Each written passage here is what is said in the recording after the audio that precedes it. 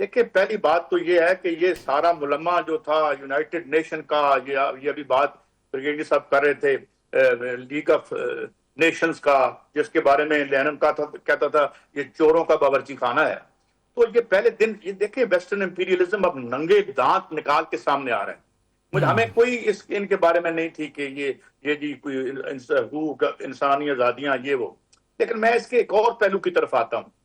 वो पहलू ये है कि ये जो स्टेट ऑफ हॉर्मज में बैठा हुआ है, अगर इन्होंने तमाम रूलिंग एलीट को या रजीम चेंज करने दीवार से लगाया, तो आज जो खबरें आ रही हैं, और इराक के गालिबन वजीर खारजा या किसी ने ये बयान भी दिया है कि 650 से 1000 रुपए लीटर पाकिस्तान के टर्म में ये पेट्रोल चला जाएगा। दुनिया एक बहुत बड़ी इकोनॉमिक विंटर के किनारे पर है जी। ये जनाब जो ट्रंप साहब आए हैं, अब ये जो है वो यहूदी लाबी की डुगडुगी पे नाच रहे हैं, जिस तरह सारे सदूर नाचते हैं। और इन्होंने पहले अपना बेड़ा गर्क किया ये और अब दुनिया का बेड़ा गर्क करने जा रहे हैं। ये किसी के लिए विन विन सिचुएशन नहीं होगी। पहली बात तो ये कि रिजीम चेंज करने के लिए 2-3 तरीके होते हैं कि आपके अंदर का जो इशराफिया है, जो गालिब इशराफिया है, वो कंप्रोमाइज हो, जिस तरीके से हमने अलैंदे की 1973 में पिनोचे को लेके आए, या ये है कि ये यानी इकोनॉमिकली हम अपने इंटरेस्ट की बात करते हैं। मैंने 2-3 साल पहले डॉक्टर कैसर बंगाली और अकबर जैदी साहब को देखा, उनका एक गुफ्तगू थी, और वो ये कह रहे थे कि जनाब तो हमने धमाका कर लिया, हमें ये इकोनॉमिकली क्रिपल करेंगे, कर दिया। जिस किस्म की लोग मुसल्लत हैं हम पे, तो ये अगर ये फौज और फिजाइया ना होती तो हमें तो इंडिया ले बैठा था। तो हमारा आर्म ट्विस्ट करने के लिए उनके पास IMF है, वाशिंगटन कंसेंसस है, और एक इंतहाई हरीस इशराफिया जो हमारे ऊपर मुसल्लत है, जो कोई क्लियर। अभी आज इसहाक डार साहब ने जो डिसोशिएट किया, ये जो एक बयान आया था और जो उनकी पार्लियामान में या उनके किसी जनरल ने कहा था, बात ये है कि बारी तो हमारी आएगी। हाँ, हमारा ये है कि न्यूक्स हैं 170-80 के करीब हैं, वो हमने आतिशबाजी के लिए तो नहीं रख छोड़े। हमें इकोनॉमिकली हमारी आर्म ट्विस्ट करके तो हमें घुटनों के बल लाने की कोशिश की जाएगी। आज अगर ये नहीं उठते तो सबकी बारी आएगी। और ये ना आप छोड़ दें, दुनिया में एक जंगल के कानून पे चलती है, सिर्फ ताकत। Atom bomb is the only passport to safety. जब ये हम कर रहे थे और ये सारे वेस्टर्न लिबरल कहते थे ना करो ना करो, ये हो जाएगा वो हो जाएगा, अरे ना करते तो 2010 में इंडिया अंदर घुसा था जी, और ना करते तो ये हमारा क्या हशर कर देते।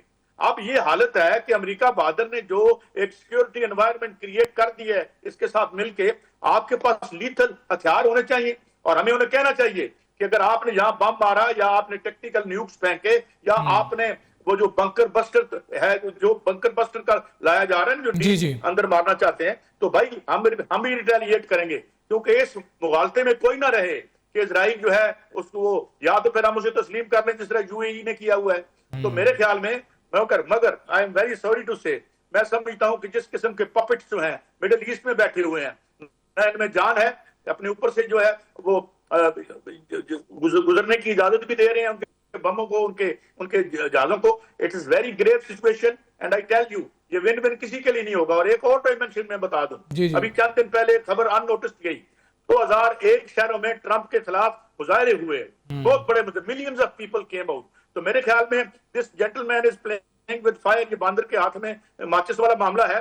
तो इसलिए हमें अपने तहफ़्फ़ुज़ के लिए, अब ईरान का तहफ़्फ़ुज़ हमारा और मुस्लिम उम्मा के जो बाकी चंद बचे खुचे मुल्क रह गए हैं जो खुद मुख्तारी की बात कर सकते हैं, ये उनके लिए बड़ा अहम है। और ईरान में अगर इसको ये मारने में कामयाब हो जाते हैं तो मेरे ख्याल में फिर इजराइल की सरहदें हमारे साथ मिल जाएंगी, और ये IMF, वर्ल्ड बैंक और ये सारे मिलके हमारा जो हशर करेंगे, I don't think it is very difficult to envisage. बिल्कुल ठीक है। राशिद वली साहब, आपकी जानिब आऊंगा। सर, ये कहिएगा कि जो हालात अब नजर आ रहे हैं, पाकिस्तान की सिचुएशन हम देख लें, और ईरान ने कहा कि अगर किसी और ने साथ दिया इसराइल का तो हम फ्रांस, बरतानिया और अमेरिका पर भी हमला कर सकते हैं। वो यकीनी तौर पर उनकी हुदूद में जाके तो हमला नहीं करेंगे, बेसिस का जिक्र कर रहे होंगे, यहाँ पर जो अड्डे हैं उनका जिक्र कर रहे होंगे। आप देख रहे हैं कि जब मरता क्या ना करता का मामला होगा तो अहदाफ तब्दील भी हो सकते हैं ईरान के, और क्या बाकी ममालिक यही चाहते हैं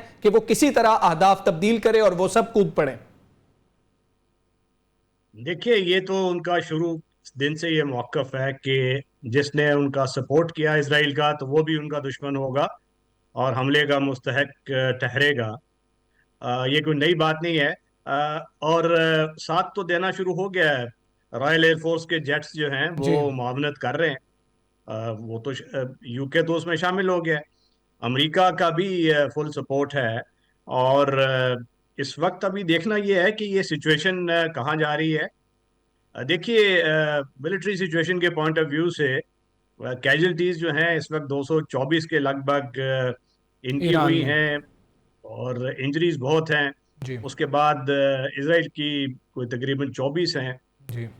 और जो उनका मल्टी टीयर्ड ये एयर डिफेंस सिस्टम है, उसमें से अराउंड 10% मिसाइल्स उनके बैलिस्टिक निकल के आ रहे हैं और अराउंड 80 to 90% इंटरसेप्ट भी हो रहे हैं।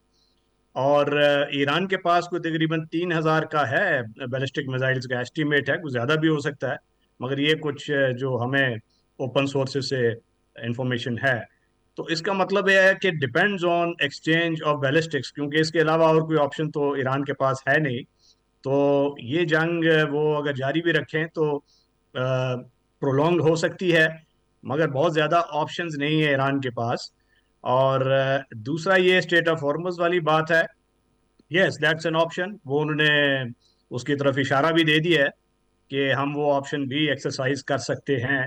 और उसके लिए वो सिर्फ मिसाइल मार के वो काम नहीं चलेगा, क्योंकि हॉर्मस को बंद करने के लिए नेवल डिप्लॉयमेंट ज़रूरी होता है। और इस वक्त ईरान की जो नेवी है वो आपको मालूम है कि वो भी खासी डिप्लीटेड है उनकी जी। एयरफोर्स की तरह। और उनके जो इस वक्त नुकसानात हुए हैं वो न्यूक्लियर एनरिचमेंट इंस्टॉलेशन नाटान्स की, उसको अबव ग्राउंड हुआ है, कुछ पेनिट्रेशन हुई है। फर्दो उनका ज़्यादा प्रोटेक्टेड है, जो फ्यूल एनरिचमेंट फैसिलिटी है दूसरी बड़ी, और उसको उसके दर पे हैं अभी ये इजरायली।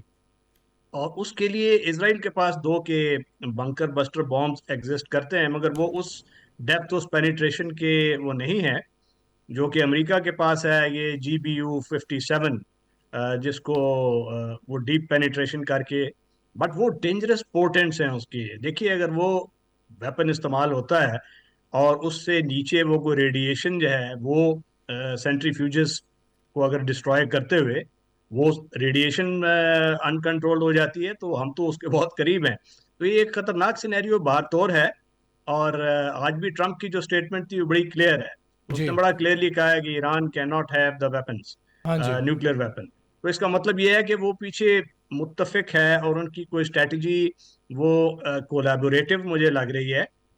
और अब ऐसा लग रहा है कि अगर ये प्रोलॉन्ग्ड वारफेयर होती है तो उसमें दो उसके आउटकम हो सकते हैं। एक तो आउटकम ये है कि ईरानी जो हैं वो गिव अप कर दें और सीज फायर पे आ जाएं, जिसका इंडिया वो दे चुके हैं।